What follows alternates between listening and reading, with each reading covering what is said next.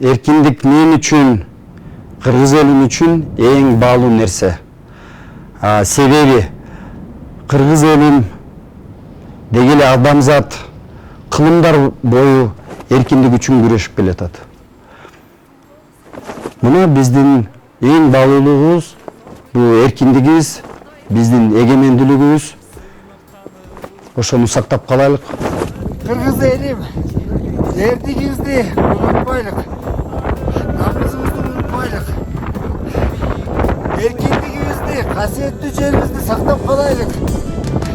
Кыргызстандай жер барбы? Кыргыздардай эл барбы? Ынтымакташандана Кыргызстаным алгала, эй алгала.